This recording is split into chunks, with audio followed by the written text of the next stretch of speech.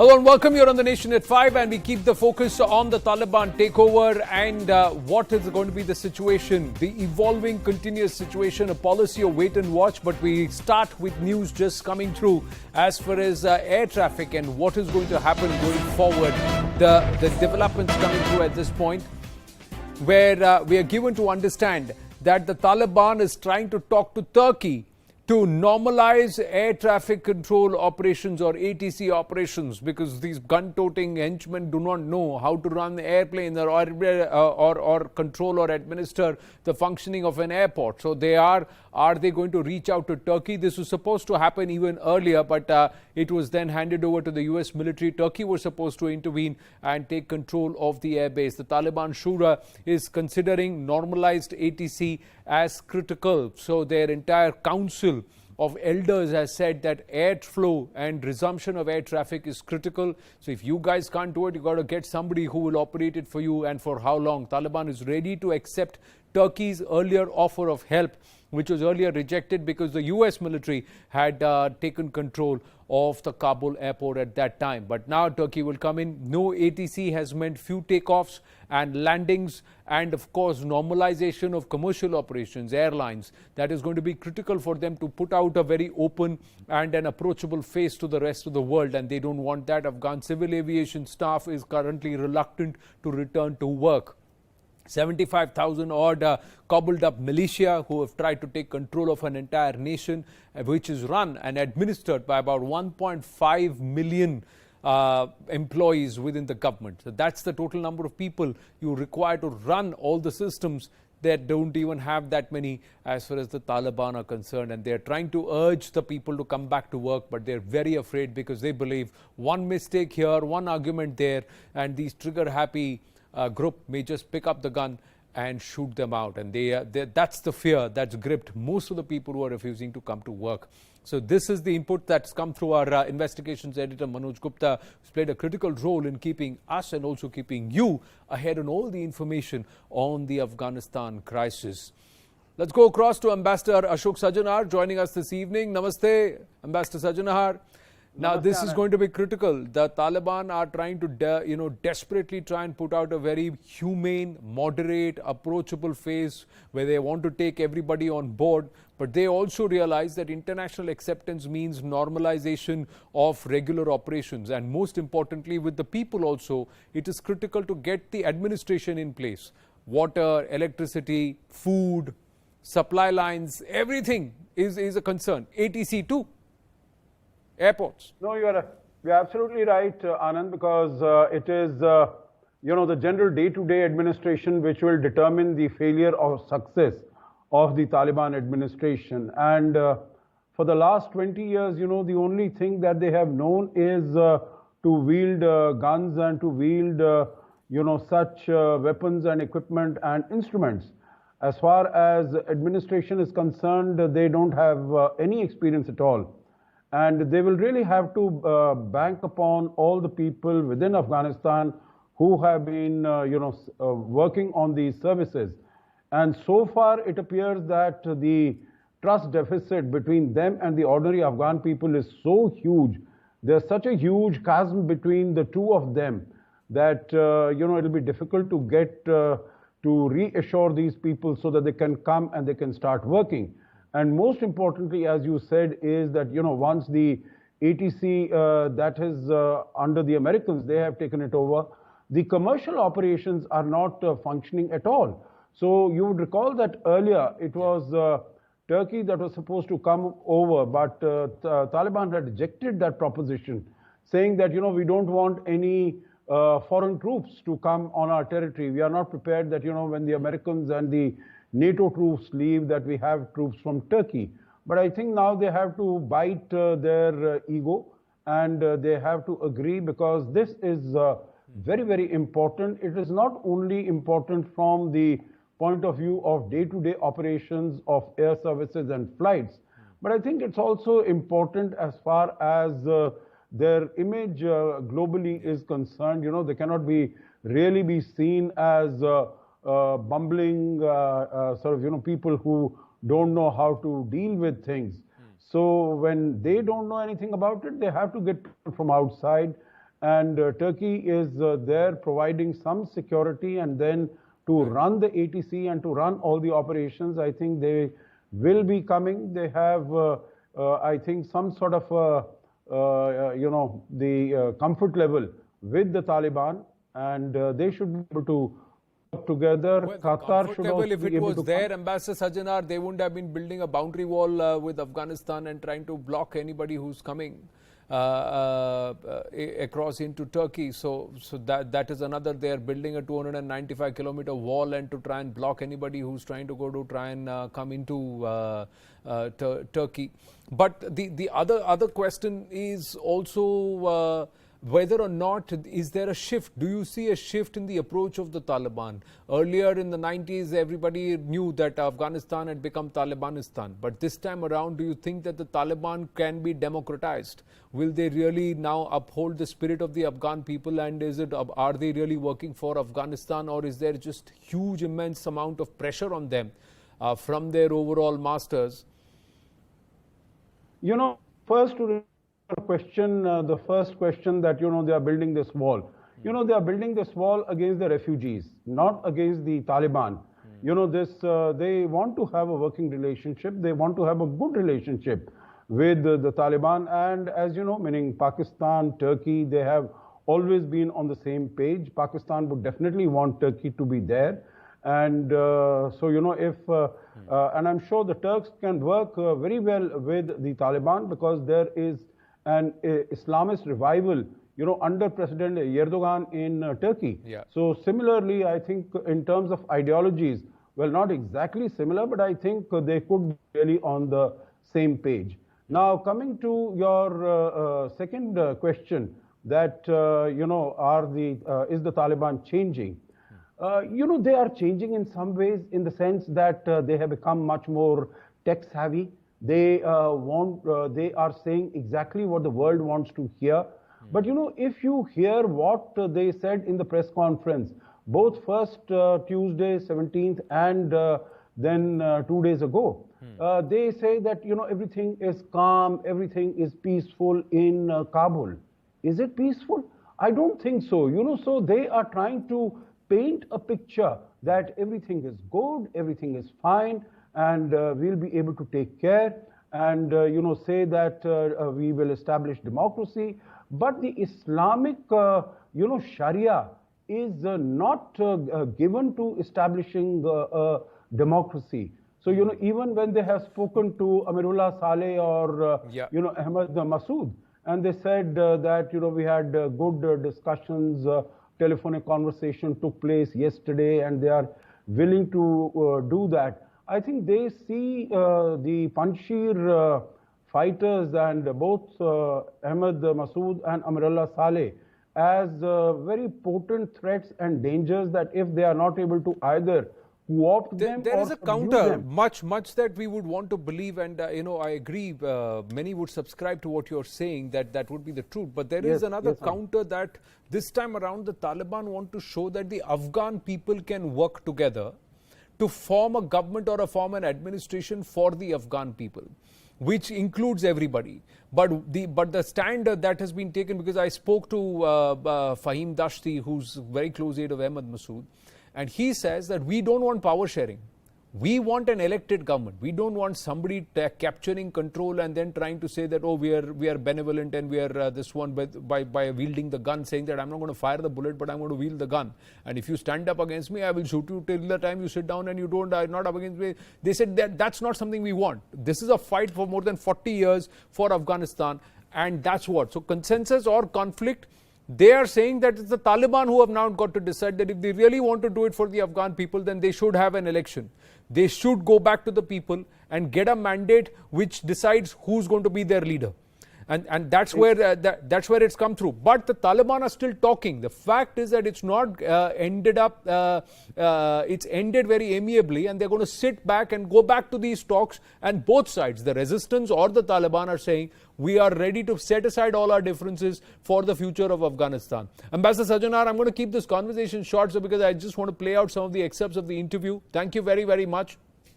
Suhail Shaheen spoke to us here at CNN News 18. He says the agenda of the government is inclusion. under the Taliban, and that the rights of Afghan women and their expectations from India and what the Taliban's expectations are from us, all of that. Listen in to a short excerpt. The various groups are still struggling to form government. Your representatives have also made an outreach to the likes of Amrullah Saleh. How do you see the situation and how long will it take for it to be resolved? The time taken for the consultation and deliberation, it shows that we are intending to have all Afghan personalities and politicians in the new future government. That is why we are focusing on having all Afghan persons and discussing with them about the future government. Otherwise, it was easy for us to announce new government on the first day of our entering the Kabul city.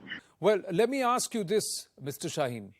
From an India perspective, we as a nation over the last 2 decades have made a lot of investments, especially in developmental projects, and we've helped the people of Afghanistan right throughout, be it roads, dams, even the parliament building.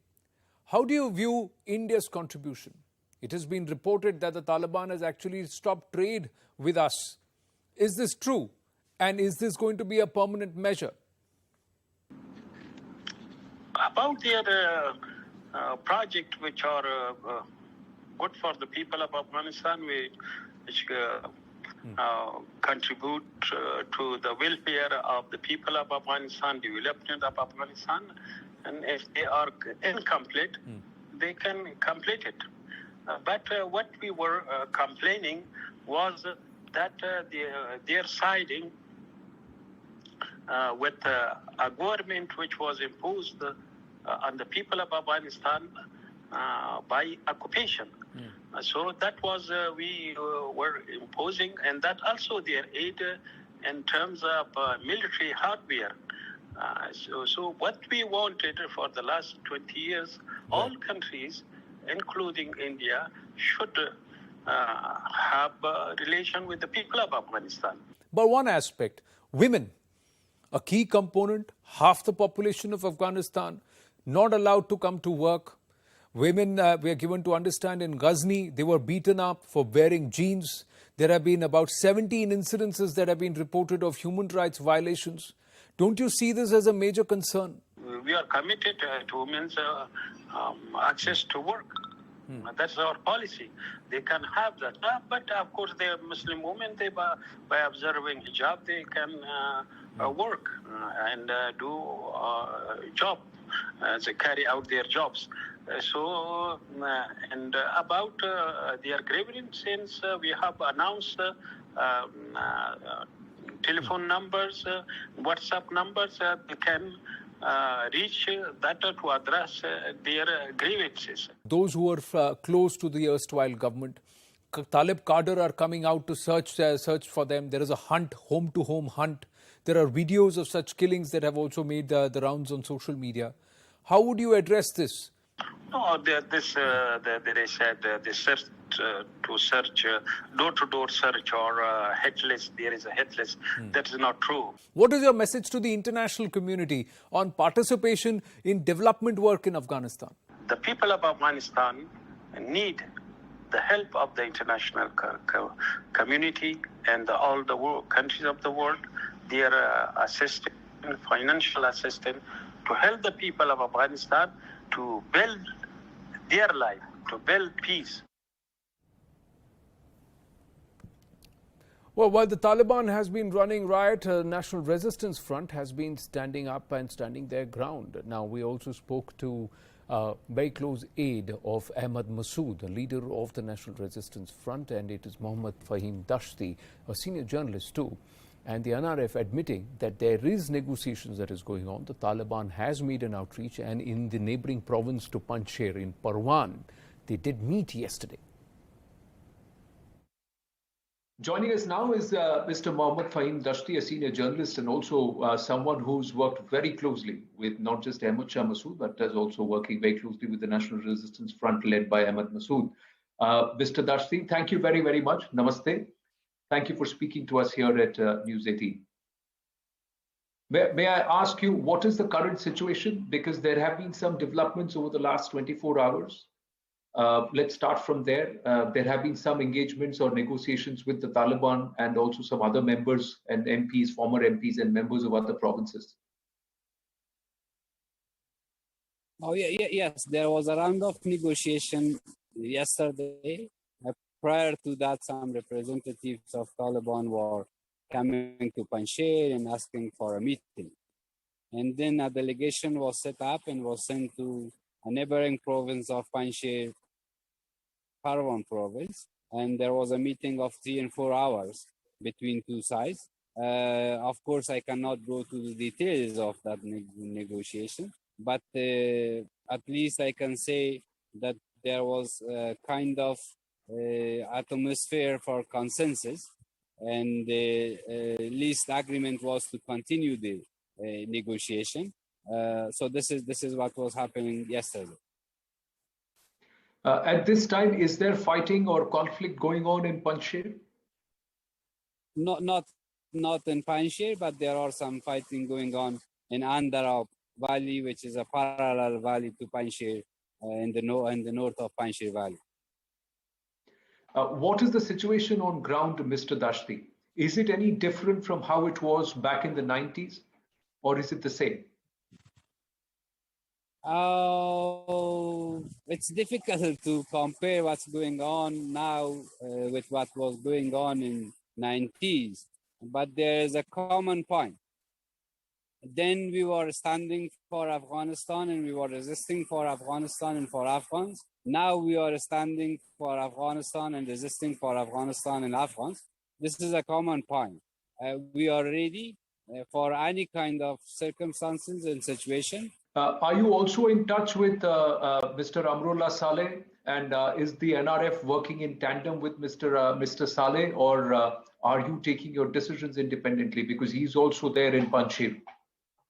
We are all working together. And what do you think is going to be the solution? Because the Taliban this time, they're trying to push for a consensus, trying to bring everybody on board. But do you believe that? Can they believe? Do they really have the interest of the Afghan people in mind? If this is a question of power sharing, giving some seats and positions for the resistance leaders, no, we are not looking in such a way. We are looking to resolve the existing problems of the last 40 years, once and forever. We want to go in a detailed and serious negotiations about the future of Afghanistan, about the future of the people of Afghanistan, ensuring their rights of minorities, women's rights, human rights, establishing an inclusive representative government. Do you believe the Taliban are working independently, or are they being controlled by certain international forces? How much is there an influence of Pakistan, US, China, Russia in what is happening?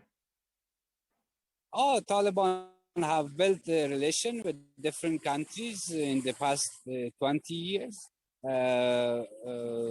Of course, there are some effects of those relations, but we will negotiate with Taliban.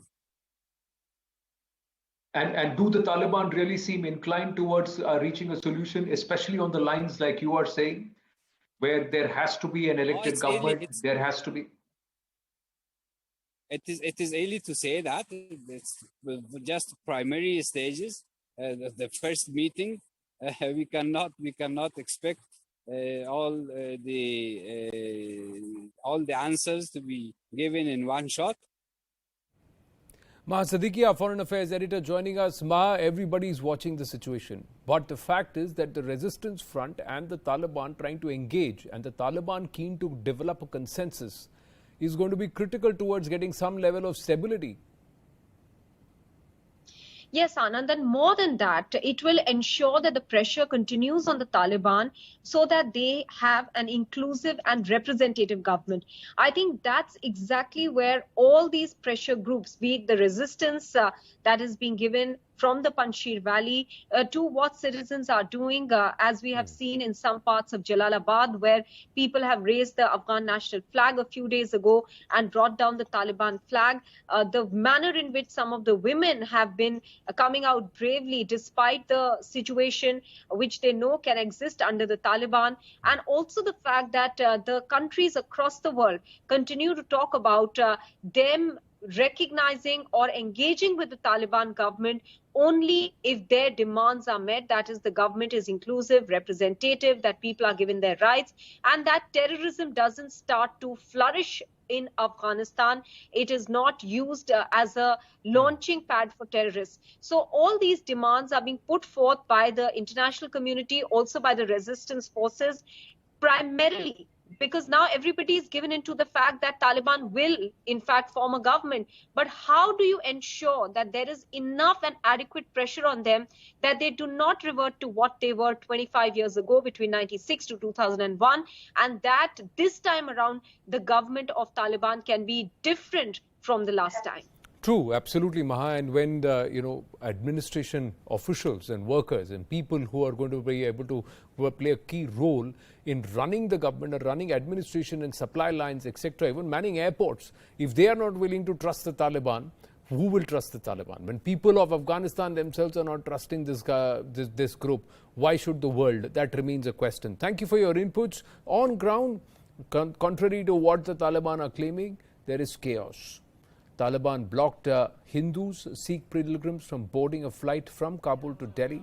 The pilgrims were planning to attend the 400th birth anniversary of Guru Tegh Bahadur. They waited at the airport for over 15 hours and were allegedly turned back by Taliban fighters.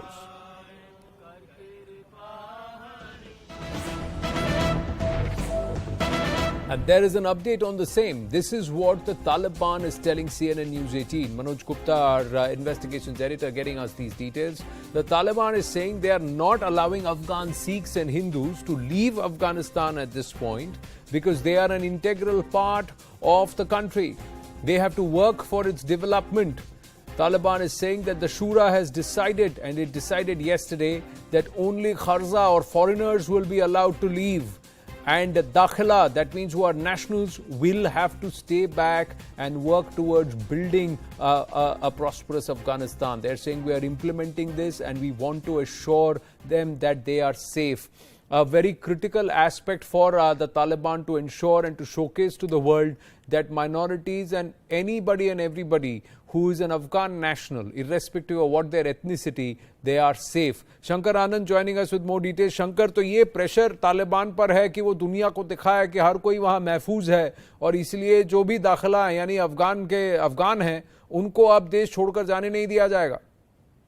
निश्चित तौर पर देखिए, जिस तरह से तालिबान के जो प्रवक्ता हैं उन्होंने एक बयान जारी किया है, जबीउल्लाह मुजाहिदीन ने एक बयान जारी करते हुए कहा है कि जो अफगान मुल्क के हैं उसको यहाँ से जाने की आवश्यकता नहीं है, वो यहाँ पर सेफ हैं और उनको कोई दिक्कत नहीं होगी। इसके साथ ही जो बाहर मुल्क के मतलब जो विदेशी मूल के लोग वहाँ पर रह रहे हैं वो जो यहाँ से जाना चाहते हैं वो जा सकते हैं। तो एक तरह से कहा जा सकता है कि तालिबान जो पिछले काफी दिनों से वो लगातार कह रहा है कि वो जो अफगान मुल्क के लोग हैं उनको जाने की आवश्यकता नहीं है, उस पर कुछ और भी उन्होंने कमेंट्स किए हैं। इस मामले पे जबीउल्लाह मुजाहिदीन ने ये भी कहा है कि जिस तरह से बाकायदा भारत और पाकिस्तान के जो संबंध हैं उस मसले पे भी उन्होंने जवाब दिया कि किस तरह से भारत और जिस तरह से पाकिस्तान के मसले पे कहा कि उनका काफी करीबी रिश्ता रहा है पाकिस्तान के साथ में, और इस मामले को और दूसरे लहजे में नहीं समझा जाए, और इस मामले में जिस तरह से अगर देखा जाए 31 अगस्त तक Yes, till about 31st August is when evacuations will be allowed, but only for foreign nationals. So no more will Afghan nationals be allowed to leave the country. The Shura has decided and the Taliban is now implementing it on ground. Thank you, Shankar, for your inputs. Now, staying with the Afghanistan crisis closer home, the centre held an all-party meeting on the crisis in Afghanistan after Taliban's takeover. External Affairs Minister Dr. Subramaniam Jaishankar briefing floor leaders of all parties on the evolving situation in the war-torn country. He said the government's immediate priority is the evacuation of all Indians from Afghanistan, and thereafter it is going to be a wait-and-watch policy like every other nation across the world. All of us political parties, including the government, is that on this matter we all have a very similar view. We have a strong national position on Afghanistan. The friendship with the Afghan people is something which matters to all of us. So we approach this situation very much in a spirit of, I would say, national unity. Sir, आप लोग ने बहुत चिंता जाहिर की थी कि अफगानिस्तान में लोगों का क्या होगा। क्या सरकार से जवाब से संतुष्ट है, क्योंकि ये देश हित का मसला है? सरकार कह रहे हैं कि हम सारे कोशिश कर रहे हैं, हमारे सारे प्रयास जारी है। तो हम क्या कहेंगे कि क्या प्रयास जारी है? सरकार को तो भरोसा करना पड़ेगा, सरकार ऊपर तो भरोसा करना पड़ेगा हमें। हम क्या करें? हम सरकार को पूछ रहे हैं कि भाई ये क्या हो रहा है, वो कह रहे हैं, सरकार कहते कि भरोसा करो। तो सरकार पे भरोसा करना हमारा जिम्मेदारी जरूर होते हैं। देश की हित के लिए, देश की सुरक्षा हमारे लिए सबसे बड़ा मुद्दा है। सरकार कहते कि हम हर किस्म की कोशिश करें, सारे स्टेक होल्डर के साथ हम जो हमारा चर्चा करने के लिए हम कोशिश कर रहे हैं। ये तो कह ही चुके हैं सरकार। सर, आप लोगों की जो चिंताएं थी उससे अवगत कराया सरकार ने आप लोगों को? हमको कहना था, हम तो कहे, उसका उसी वक्त मालूम होगा कि जब ग्राउंड रियलिटी हमको मालूम होगी, या जो चीज़ें हम बताए गए हैं उसका अगर समाधान निकला तो उसी वक्त हम समझेंगे कि वो सारी चीज़ें ठीक हो गई है। हम देखेंगे किस ढंग से जो बचे हुए लोगों को ला सकते हैं और दूसरे देशों के साथ अपना रुख क्या होगा और किस ढंग से अपनी हिफाजत वो करते रहेंगे, और खासकर हमको जो समस्या आगे आने वाली है उसके बारे में उनका क्या प्लान है। ये सारी चीजें, अभी बहुत सी चीजें आगे हैं। क्या बात हुई सरकार की तरफ से, आप लोग को क्या बताया? 2 घंटे थे हम लोग जी, सरकार ने पूरा प्रेजेंटेशन दिया, वो क्या कर रहे हैं। हमारा जो मेन कंसर्न है लोगों को, इंडियन नागरिकों को निकलने के, सरकार ने उसका एक्सप्लेनेशन दिया। बाकी बात पे सरकार बोला कि इवॉल्विंग सिचुएशन है, अभी उनका पॉलिसी है वेट एंड वॉच। तालिबान से भारत इंगेज करेगा, तो इस मसले पे भारत ने क्या कहा? सारा दुनिया ये पॉलिसी ले रहे हैं कि वेट एंड वॉच करो। रशिया बोल रहा है, अमेरिका बोल रहा है, ब्रिटेन, जर्मनी बोल रहे हैं, इंडिया भी बोल रहे हैं। अभी अंतिम सिद्धांत नहीं हुआ इस पर। Shifting focus, and the government has introduced the new drone rules 2021 that is expected to change the entire landscape of drone ownership in the country. With the new drone rules, the government has liberalized what has been a highly regulated sector until now. In a bid to boost drone ownership in India, the number of documents needed to apply for drones have also been reduced from 25 to just 5, along with smoothing the entire process of approvals and permissions needed for ownership of drones in India. The new rules also promise to reduce permission fee for a drone to nominal levels. Prime Minister has termed the new rules a landmark moment that will open up new avenues in business and innovation. नई drone policy की घोषणा कर रही है। ये drone policy स्वयं में एक इतिहास रचेगी। ये ड्रोन पॉलिसी के आधार पर ट्रांसपोर्टेशन का सेक्टर, लॉजिस्टिक्स के सेक्टर में तो क्रांति जरूर आएगी, लेकिन इसी के साथ साथ कई जुड़े हुए क्षेत्र हैं जहां आईटी, सूचना प्रौद्योगिकी एक इनेबलर में के रूप में इस ड्रोन पॉलिसी के तहत एक परिवर्तन समूचे क्षेत्र में लाएगी। Group Captain MJ Vinod with us. Namaste. Now there is a buzz in the air. Will not be, will become perhaps a norm, because it will just be buzzing all around. What do the drone rules mean? Quick things, Anand. First and foremost, if you notice that this is probably, this drone rule is historic. Probably the first time that since March, the new rule that came up, and by August 25th, the repeal has happened. What does this mean? That our sarkar sun rahi hai aapki baat. The previous drone rule was probably a little tough. Some termed it even draconian. but that got repealed immediately because Sarkar saw logic. Sarkar saw that we have to put metal on the pedal to push progress forward. Mind you, Anand, we have discussed, mind you, it is 100 billion market as told by Goldman Sachs, and it is just the tip of the iceberg. So if we do not get onto this bandwagon faster, quicker, this is not going to get realized. And I mean, I was so happy when I saw this rule. For the advantage of our viewers, let me tell you this. The drone license today is going to cost you only 100 rupees. 100 rupees is just not even $1 and $1.50 maybe at the most. Now, which country gives you a drone license for 100 rupees? So this is the kind of changes that has come. For a R&D organization, you can fly within your premises without taking any permission or any license. So that is going to propel a lot of progress. And this has not happened overnight. 27 ministries, Ministry of Civil Aviation, Shri Ambar Jube has signed the rule, FICCI. So many people have come together, the startups, drone companies like us. All of us have come together and come to a consensus to bring out this rule, which is going to usher in what is going to be the future of tomorrow. Mind you, drone is going to touch our lives in more ways than one. And I am all ears for your question, Anand. Please go ahead. No, I have limited time, so I just quickly want to understand, from a security point of view, how safe is it going to be? Because the opportunities are immense, from just even monitoring traffic, alerting on jams, and also some amount of exigency, to mining, to policing. Their possibilities are immense. Delivery, cargo delivery, food delivery, there is so much more that can happen and operation on these corridors. But from a security point of view, there has to be a certain amount of control. You can't have the entire airwaves, just drones buzzing left, right and center all through our skylines. It is very good point, and it has been beautifully covered in part 3, para 12 of this rule. Mandatory safety features, new mandatory safety features that government is going to announce is also given in this drone rules. One is no permission, no takeoff, which is basically a start key. And then is a real-time tracking. So the NPNT, people used to, I was always pro NPNT.